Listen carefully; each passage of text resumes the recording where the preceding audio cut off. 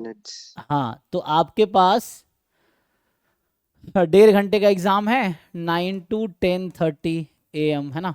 तो टोटल आपके पास है 90 मिनट्स, और क्वेश्चन कितने हैं, 75 टोटल। तो एक क्वेश्चन पे मोरल, और ईच क्वेश्चन 4 नंबर का है ना, तो इतने हैं। तो एक क्वेश्चन पे कितना मिनट मिला आपको, सर अप्रॉक्स, 80 सेकंड। है ना, मतलब सेकंड या है ना मिनट में अप्रॉक्स देख सकते हो तो ना। 1 मिनट 20 सेकंड। हाँ ठीक है, 1 मिनट 20 सेकंड ऑलमोस्ट। तो तुम्हें एक क्वेश्चन को on an average 1 minute 20 second देना है, जो रफली आइडिया है। तब सोचो तुम कैसे करोगे। तो अब तुम्हें किसी भी क्वेश्चन पे 10 मिनट स्पेंड नहीं करने हैं। अगर तुमने एक क्वेश्चन पे 10 मिनट स्पेंड किए, तुम अपना लॉस कर रहे हो। सो लाइक कोई क्वेश्चन इनिशियली या तो 1-2 मिनट में हो जाएगा तो करो, और नहीं हो रहा तो छोड़ दो, सिंपल। ठीक है, क्योंकि बहुत ज़्यादा तुम टाइम एक क्वेश्चन में 10 मिनट 20 मिनट आधा घंटा लगाओगे, उसके बदले में 10-15 क्वेश्चन तुम्हारे छूट जाएंगे, क्योंकि तुम पूरा पढ़ ही नहीं पाओगे क्वेश्चन, है ना। तो पहले ये कि फर्स्ट टाइम तो क्वेश्चन पढ़ो, 4 ऑप्शन समझ आ रहा टिक करो, नहीं तो आगे बढ़ो। एक बार तुम ये कर सकते हो। तो वैसे क्वेश्चंस जो स्ट्रेट फॉरवर्ड डेफिनेशन बेस्ड होगा या थ्योरम बेस्ड होगा, स्ट्रेट फॉरवर्ड जो थ्योरम को क्वेश्चन बना रखा है, तुम्हें थ्योरम याद है तो कर पाओगे, नहीं याद है तो कर नहीं पाओगे, क्योंकि तुम्हें फॉर एग्जाम्पल लेकर जस्टिफाई करना पड़ेगा, तो डिस्कार्ड करना पड़ेगा या प्रूफ करना पड़ेगा, जो कि टाइम लेगा अगर तुम्हें ऑप्शन क्लियर नहीं है। तो थ्योरेटिकल क्वेश्चन है, थ्योरेटिकल क्वेश्चन में क्या होगा, या तो तुम डिस्प्रूव करो तो उसके लिए काउंटर एग्जाम्पल ढूंढो, प्रूव करोगे तो प्रूफ लिखना पड़ेगा। तो उस तरह से है, तो उसमें थोड़ा टाइम लग सकता है। तो initially you can skip those question. फिर दूसरा है, अगर थ्योरेटिकल नहीं है कैलकुलेटिव है, तो देखो तुम कैलकुलेशन विद इन 1-2 मिनट कर सकते हो तो कर लो, 1-2-3 मिनट मैक्सिमम खींच सकते हो कर लो, उससे ज़्यादा लगे तो उसको छोड़ दो। पहले मतलब पूरा पेपर देखना जरूरी है। ऐसा नहीं कि 1 से गए 30 तक पहुंचे 1.5 घंटे खत्म। तो बाकी जो तुम्हारे बाकी 75 क्वेश्चन, उसमें 40 क्वेश्चन, मान लो 35 क्वेश्चन किए, 40 क्वेश्चन छूट जाएगा तुम्हारा, क्योंकि तुम कुछ नहीं कर पाओगे, ऑटोमेटिकली सबमिट हो जाएगा। जैम तुम लोगों ने दिया ही है, तुम्हें पता ही है, तो ऑटोमेटिकली वो सबमिट हो जाएगा। तो सबमिट हो जाएगा, तुम कुछ नहीं कर, तुम्हारे हाथ में कुछ नहीं है। तो ऐसा ना हो ना कि 1.5 घंटे में हम 30 क्वेश्चन ही पढ़ पाए। तो तुम्हें पहले 75 क्वेश्चन पढ़ने हैं, और जो इजी है एट द टाइम सेम कर लो, एट द सेम टाइम पे टिक करके आगे बढ़ो। फिर जो कैलकुलेटिव क्वेश्चन है या जो आपको नहीं आता है, जिसमें टाइम लगेगा, वो बाद में करना सेकेंड राउंड में ऐसा। तो first time you just read question, जो सही लग रहा है ऑप्शन, लो सियोरिटी है टिक करो, क्योंकि इसमें नेगेटिव मार्किंग भी है ना जी। 75 क्वेश्चन 4 मार्क्स के ईच है, नेगेटिव मार्किंग है कि नहीं है इसमें एग्जाम में, है सर, 1 मार्क्स का ना, -1 मार्क्स है है। ना। तो ये 4 मिलेंगे अगर सही हुआ तो, और गलत हुआ तो -1 होगा। तो ये आपको समझना है, अगर एक करेक्ट हुआ तो +4, और फॉल्स हुआ तो -1। तो इसी भी ध्यान रखना, तुक्का ज़्यादा लगाओगे तो नेगेटिव में भी जा सकता है। तो तुक्का नहीं लगाना ज़्यादा, है ना। तुम कोशिश करो कि जो सही सही है पहले उसको करेक्ट करो, जो नहीं आ रहा उसको अभी छोड़ दो। गलत क्वेश्चन लगे तो तुम कोई ऑप्शन टिक कर सकते हो अपने बेस्ट नॉलेज के हिसाब से, क्योंकि अगर क्वेश्चन गलत हुआ तो मार्क्स टू ऑल होना है। लेकिन स्टिल अगर तुम्हें हो सकता है गलत लग रहा हो लेकिन क्वेश्चन वो सही रहे, तो दिक्कत है। तो उसके हिसाब से तुम्हें जो बेस्ट पॉसिबल ऑप्शन लगे, तुम्हें लगे कि वो सही है, तो उसको तुम टिक करो अपना, है ना। ये है। सर अगर कोई क्वेश्चन अगर गलत होता है और हम उसे टिक नहीं करते हैं तो उसके मार्क्स हमें मिलेंगे बाद में या फिर नहीं मिलेंगे? नहीं नहीं, नॉट अटेम्प्टिंग 0 हो गया ना। ऐसा है कि कोई क्वेश्चन आपने अटेम्प्ट किया, अगर सही हुआ तो अटेम्प्ट किया और करेक्ट है तो +4, अटेम्प्ट किया करेक्ट नहीं है तो -1, अटेम्प्ट किया ही नहीं तो वो 0 है, चाहे वो सही है या गलत है, अभी तो 0 है। अगर वो गलत हुआ, बाद में आंसर किया आएगा, तुमने जस्टिफाई किया, उन्होंने मतलब जो बच्चे क्लेम करते हैं, फिर वो ऐसा हुआ कि हाँ वो क्वेश्चन आंसर गलत है, क्वेश्चन गलत है, तो फिर वो क्वेश्चन अगर गलत हुआ तो मार्क्स टू ऑल होगा बाद में, चाहे तुमने छोड़ दिया हो या अटेम्प्ट किया हो। ठीक है ना, यही कहना चाह रहे हो ना। हाँ जी सर, यही हाँ, पूछ रहा तो था। वही चीज है, अगर कोई क्वेश्चन आपने अटेम्प्ट किया तो सही होने पे 4 नंबर, गलत होने पे -1 नंबर आपको मिलेंगे। तो जो मिला होगा उसमें -1 हो जाएगा, कहने का मतलब ये है। वो चीजें हैं। अटेम्प्ट नहीं करोगे तो 0 मार्क है, मतलब आपको उसमें ना मिलेगा ना आपको छोड़ना, मतलब ना घट रहा है ना। तो अटेम्प्ट ना करो, जो क्वेश्चन नहीं आता बिल्कुल भी तो उसको तुम छोड़ सकते हो, तो उसमें कोई इफेक्ट नहीं पड़ेगा, उसका कंट्रीब्यूशन 0 मिलेंगे आपको। तो उसमें ना ऐड होगा ना सब्ट्रैक्ट होगा आपका मार्क्स।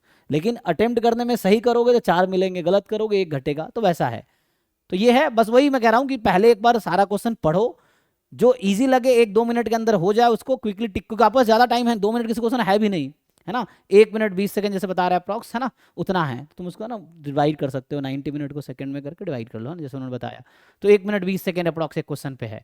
तो आपको कोशिश करना 1-1.5 मिनट में जो क्वेश्चन हो रहा है शुरू में उतना ही करो, 1 मिनट के अंदर जो हो रहा है उसको करो, नहीं तो छोड़ दो। फिर दूसरे बार में एक बार 1 to 75 तुमने सारे क्वेश्चन पढ़ लिए, अब तुम्हें पता है कि जो क्वेश्चन इजी था, जो एट द सेम पॉइंट है ना, पढ़ के तुम बता सकते हो कि ये ऑप्शन सही है गलत है, थ्योरम वाला डेफिनेशन वाला क्वेश्चन, या कैलकुलेशन बहुत बेसिक होगा तो उसमें भी हो जाएगा। वैसा है जैसे मीन पूछ लिया, किसी का वेरिएंस पूछ लिया, तो वैसे क्वेश्चंस में तो वैसे हो जाएगा। जो बहुत कैलकुलेटिव है तो उसको इनिशियली छोड़ो, बाद में अटेम्प्ट करो, एक बार फिर बाद में तुम्हें खुद समझ आएगा इसमें कम टाइम इसमें ज़्यादा टाइम लगेगा, जो लगेगा। तो एट देन पूरा पेपर अटेम्प्ट करो, अपना बेस्ट है ना, जो हो सकता है वो तुम करो, ज़्यादा तुक्के नहीं लगाओ क्योंकि उसमें तुम्हारे नेगेटिव मार्किंग हो, उससे लॉस होगा, ये है। तो जितने करके आओ कोशिश करो सही सही करके आओ। और सीयूटी में बहुत ज़्यादा मार्क्स है ना, तुम अगर जैसे कट ऑफ आप लोगों को पता है कि अगर तुम ये तुम्हारे कितने मार्क्स के पेपर है, 75 × 4 1 है ना, 300 का हो गया ना ये, तो 300 में तुम अगर 150 प्लस ले आते हो ना तो ये सेफ स्कोर होगा, ठीक है ना। अगर 200 प्लस ले आओगे तो बहुत अच्छा है ना। तो जनरली रेयरली कोई बच्चा 200 प्लस कर पाता है सीयूटी में, मतलब जाते हैं कुछ बच्चे अदरवाइज, है ना। तो ज़्यादातर बच्चा 100 200 में ही होता है, ये है। तो अगर 50 प्लस है बहुत सेफ स्कोर है ना, ये है। बाकी एडमिशन 30 नंबर पे ही मिलता है। कोई बच्चा बोलता है कि सर अगर मेरा मार्क्स बहुत कम है एडमिशन मिलेगा, सीयूईटी में, मतलब मैं स्पेशली स्टैटिस्टिक्स की बात करता हूँ, सीटें ज़्यादा हैं एस्पिरेंट कम है, सारी सेंटर में सीट भरती ही नहीं है, मैं बता रहा हूँ तुम्हें, मतलब सीटें खाली रह जाती हैं सारी सेंट्रल यूनिवर्सिटीज़ में, वैसा है। तो जिसके अगर 20 30 नंबर भी है ना तो कहीं ना कहीं एडमिशन उसको मिल जाएगा किसी न किसी सेंट्रल यूनिवर्सिटी। इंडिया में बहुत सेंट्रल यूनिवर्सिटीज़ है, तुम्हें लिस्ट अगर देखो कितने हैं, अराउंड 50 60 तो होंगे कम से कम, ठीक है ना। या तुमने लिस्ट तो देखे पार्टिसिपेटिंग इंस्टीट्यूट्स के, तो उसमें 100 प्लस पार्टिसिपेटिंग इंस्टीट्यूट्स होंगे। तो उसमें स्टैट्स के कोर्सेज कहाँ कहाँ है वो तुम देख सकते हो, मगर 50 60 में कम से कम तो होगा ही। तो वैसा है, तो जिनको अगर सिर्फ मास्टर्स करना है तो कहीं ना कहीं एडमिशन हो ही जाएगी, एग्जाम बस दे के आ जाओ, तुम्हारे मुझे लगता है 20 25 नंबर आ रहे हैं तब भी कहीं ना कहीं एडमिशन हो जाएगा, है ना, जहाँ कोई बच्चा एडमिशन। तो वैसा एडमिशन कहीं ना कहीं जैसे वो सेंट्रल यूनिवर्सिटीज़ है जहाँ पे है ना कम पॉपुलेशन कम डिमांड है, वैसे सेंट्रल यूनिवर्सिटीज़ जो हैं तो उसमें एडमिशन मिल जाएगा आपको, वैसा है। सो बाकी तुम देख सकते हो बहुत सारे ऐसा है, ठीक है जी। तो यही है टिप्स में, क्या है बस अपना केयरफुल्ली तुम अपना जो बेस्ट परफॉर्मेंस हो सकता है उसके अकॉर्डिंग ट्राई करो कि तुम क्या कर सकते हो ज़्यादा ज़्यादा, है ना। क्वेश्चन सही करने की कोशिश करो, तुक्का मत लगाओ, है ना। अभी आराम से जाकर रेस्ट करो, और जो तैयारी हो गई वो बहुत अच्छी तैयारी, खुद पे थोड़ा पॉजिटिव बिलीफ रखो कि हाँ तुमने जो तैयारी की वो बहुत अच्छी है, इतना इनफ है। उसके बाद फिर देखते हैं, कल भी शाम को एक बार हम लोग मीटिंग कर सकते हैं, तो उसमें देखते हैं कैसा क्या रहता है, तो आपको पता चल जाएगा है कैसा पेपर क्या था। और बस कोशिश करो thank you 200 sir. Plus, 200 plus सही करने की कोशिश करो। अगर तुमने इतना ट्राई कर लिया तो 200 प्लस लाने के लिए कितने क्वेश्चन अटेम्प्ट करने होंगे कम से कम, बताओ। 50 प्लस। है ना, तो अगर 50 क्वेश्चन करोगे तो दो है, तो आप कोशिश करो 50 क्वेश्चन सही सही करने की कोशिश करो एटलीस्ट, है ना। तो 50 प्लस अगर करोगे 200 प्लस मार्क्स तुम्हारे, अगर सही करने की कोशिश किए तुम, थोड़े कट भी जाएंगे, अगर 170 80 भी है तो अच्छा मार्क्स है, लेकिन कोशिश करो तुम 75 का 75 अटेम्प्ट करो, उसमें कोई लॉस नहीं। लेकिन तुम्हें हो कि तुम जैसे 2 ऑप्शन में डाउट है, बाकी 2 ऑप्शन एलिमिनेट हो गया, तो उसमें तुम तुक्का लगा सकते हो, इतना रिस्क लेना चाहो तो, ये चीज़ है। फिर भी नहीं लेना चाहो तो भी ठीक है, बट ये कोशिश करो 200 प्लस मार्क्स का तुम सही सही अटेम्प्ट करने की कोशिश करना, यही है। तो पता है ना वो 3/4 है ये, तो वैसा है। बाकी यही सब है, और कुछ किसी को आइडिया है तो बताओ, जो तुम्हें लगता है एग्जाम में इस चीज़ का ध्यान रखना चाहिए, जो तुम बाकी एस्पिरेंट को बताना चाहो, कोई जो आपका एक्सपीरियंस रहा है ना, जो अभी तैयारी की हो, जो तुम्हें एक्सपीरियंस रहा है, या जो तुम्हारे सीनियरों ने किसी ने बताया हो, if you want to share, बाकी लोग बता सकते हो। ठीक है। बाकी मेरा तो यही है कि अभी आराम करो, ज़्यादा डिस्कशन उसका अब तुम किसी के साथ करो भी मत, ग्रुप रूप में मत डिस्कस करो, आराम से रेस्ट करो, जितनी तैयारी है उस पर बिलीव करो कि बहुत अच्छी तैयारी हो गई है, अब एग्ज़ाम दो, है ना, वैसा। क्योंकि ऐसे बहुत सारी चीज़ें जो तुम अभी भी नहीं आती होंगी, तो उसके टेंशन लेने की जरूरत नहीं, बहुत सारी चीज़ें मुझे भी अभी नहीं आती है, तो उससे कोई टेंशन लेने की जरूरत थोड़ी है। हमें परफेक्ट थोड़ी बनना है भाई, हमें बस एग्ज़ाम का एक कट ऑफ है या एक, है ना, उसको क्रॉस करना है, परफेक्शन तो कभी नहीं आएगी। तो उसके चक्कर में टेंशन लेना भी नहीं है कि ये नहीं आता ये नहीं आता, कोई बात नहीं है ना। जो एग्ज़ाम में आएगा उतना सिलेबस से रिलेटेड चीज़ें आती हैं तुम्हें तो इनफ है, ठीक है, या जैसे था। अदरवाइज वही कह रहा हूँ, तो 200 प्लस कोशिश करो स्कोर करने का, 200 प्लस का टारगेट रखो कि 200 प्लस मार्क्स स्कोर करना है। तो उसके लिए तुम 300 मार्क्स के एग्जाम है, तुम 250 मार्क्स का अटेम्प्ट करके आओ अगर कर सकते हो तो, 300 का 300 अटेम्प्ट कर लो अगर कर सकते हो तो, लेकिन कोशिश करो 200 प्लस मार्क्स हो तुम्हारे, ठीक है, ये है। Thank you sir. जी, थैंक यू। सर जैसे इस बार 15 मिनट इन लोगों ने कम कर दिया है, तो मतलब पेपर टफ बनाना तो बहुत मतलब बहुत रेयर होगा ना, मुश्किल लग रहा है कि टफ बना पेपर। हाँ नहीं बनाएगा पेपर टफ, लेकिन देखो मैं ये कहना चाहता हूँ चीज़ें रिलेटिव हैं, जो एंट्रेंस एग्जाम है वो रिलेटिव है। जैसे आपके बीएससी का एग्जाम है, तो उसमें क्या है कि ज़्यादा ज़्यादा बच्चों को पास करना है, तो उनका एक अलग क्राइटेरिया, पेपर टफ आ गया था सबके मार्क्स गिर जाएंगे, वहाँ कुछ नहीं हो सकता। यहाँ मार्क्स से कोई फर्क नहीं पड़ता है, अगर पेपर बहुत टफ आ गया तो मैं कह रहा हूँ टॉपर के मार्क्स 100 आएंगे, तब भी वो फर्स्ट रैंकर ही रहेगा ना, उससे क्या फर्क पड़ता है पेपर आसान था। अगर पेपर आसान आ गया तो 300 का 300 ले आएगा, तो उसे ऐसा तो है नहीं कि आईआईटी में एडमिशन मिल जाएगी उससे, या तुम यूएस में स्टैनफोर्ड और हार्वर्ड में एडमिशन मिल जाएगा 300 में 300 ला के। तो उसका टेंशन तुम मत लो, पेपर आसान डिफिकल्ट आएगा, क्योंकि अक्सर बच्चों को लगता है आसान आएगा तो हम ज़्यादा नंबर ले आएंगे, लेकिन तुम्हें ऐसा क्यों लगता है कि तुम ज़्यादा ले आओगे, बाकी बच्चे नहीं ले आएंगे, वो भी ले आएंगे। तो रिलेटिव परफॉर्मेंस रिलेटिव होता है। मैं ये कहना चाह रहा हूँ कि तुम्हारी तैयारी जैसी है परफॉर्मेंस वैसी ही रहेगी, चाहे पेपर आसान हो या डिफिकल्ट हो, क्योंकि मुश्किल है तो सबके एग्जाम खराब होंगे, सबके, इवन जो बहुत अच्छा बच्चा उसके भी खराब होंगे, उसके अपने एक्सपेक्टेशन के अकॉर्डिंग। वैसा है, आसान पेपर आया तो सबका एग्जाम अच्छा होगा, क्योंकि बच्चे का, हर बच्चे का एक एक्सपेक्टेशन लेवल होता है, तो उससे वो बेटर परफॉर्म करेगा। लेकिन रिजल्ट तो रिलेटिव आने हैं ना, तो रिजल्ट तो आपका रिलेटिव होना है कि जो सबसे ज़्यादा मार्क्स अटेम्प्ट करेगा, चाहे वो 300 मार्क्स हो हाईएस्ट किसी बच्चे का, या वो हाईएस्ट 100 मार्क्स ही हो, तब भी जो हाईएस्ट मार्क्स वाला बच्चा है वो जहाँ चाहेगा वहाँ एडमिशन ले पाएगा, क्योंकि उसको प्रेफरेंस देना है, उसको मिलना ही है। तो इसलिए, और सीयूटी में चूंकि मार्क्स रैंक नहीं आता है, पता ही होगा आप लोगों को, जैसे जैमो में रैंक आते हैं, सीयूटी में रैंक नहीं आता है कि आपका ये रैंक है, बस वहां पे ये है कि जब कट ऑफ आते हैं तो मार्क्स कट ऑफ आते हैं, तो उनको भी पता ना किस बच्चे ने कितना परफॉर्म किया। जब आप भरोगे, जैसे अभी आपने फॉर्म भरे होंगे, उसके बाद फिर वो आएगा रिजल्ट, उसके बाद जब आप प्रेफरेंस फिल करोगे, आप जो उसका काउंसलिंग शुरू होगा सीयूटी का, तो आपसे पूछेंगे कहाँ कहाँ तुम्हें एडमिशन लेना है, तो तुम प्रेफरेंस भरोगे, या हो सकता है पहले भर दिया होगा, पहले भी पूछा था क्या, फॉर्म भरे थे तब पूछा था नहीं सर, रिजल्ट आने के बाद में यूनिवर्सिटीज अपने एप्लीकेशन फॉर्म खोलेंगी और उनमें अप्लाई करना होगा। हाँ वही ना। अच्छा, तो ऐसा तो है नहीं, जैसे जैम वाला, जैसे जैम का भी होगा, रिजल्ट आएगा फिर तुम उनके, है ना, प्रेफरेंस भरोगे, तुम्हें यहाँ एडमिशन चाहिए, तो अभी ऐसा होगा, अच्छा अभी तुम्हारा रिजल्ट आ गया, फिर तुम्हें जहाँ जहाँ एडमिशन लेना उनके वेबसाइट पे जाके अप्लाई करोगे, यही ना, वैसा होना सर है। ओके, तो वही कह रहा हूँ, जो हाईएस्ट मार्क्स है जहाँ जहाँ तुम एडमिशन, मतलब तुम जहाँ भी भरो तुम्हें मिल जाएगा, क्योंकि अच्छा वहाँ पे ऐसा होना है ना कि यूनिवर्सिटी, मान लो मैं यूनिवर्सिटी हूँ, तो आपने अप्लाई किया, तो मैं देखूंगा कितने बच्चे मेरे पास अप्लाई किए हैं, मान लो 100 बच्चों ने अप्लाई किया, मेरे पास 20 सीटें हैं, तो मैं पहला कट ऑफ उसके हिसाब से निकालूंगा।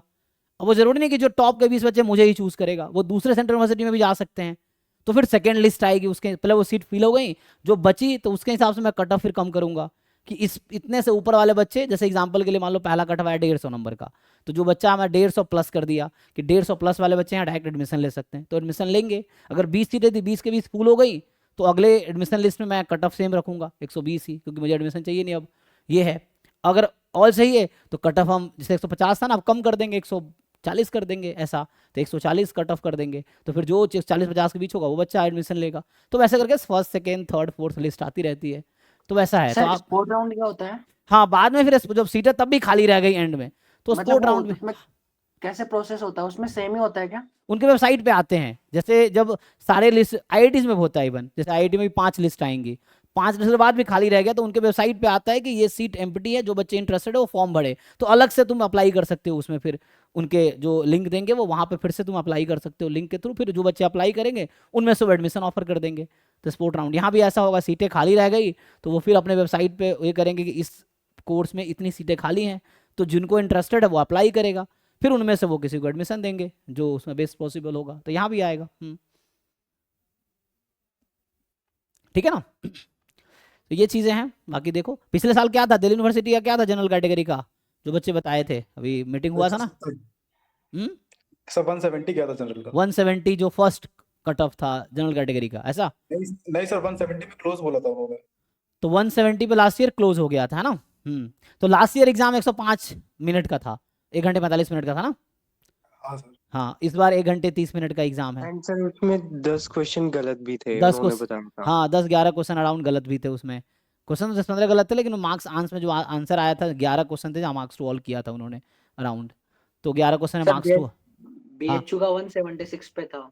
अच्छा, तो तुम सोचो 11 क्वेश्चन अगर मार्क्स टू ऑल था, तो 11 गुने 4 44 मार्क्स तो सबको मिल गए, चाहे वो अटेम्प्ट किया हो या नहीं किया हो, ऐसा है ना।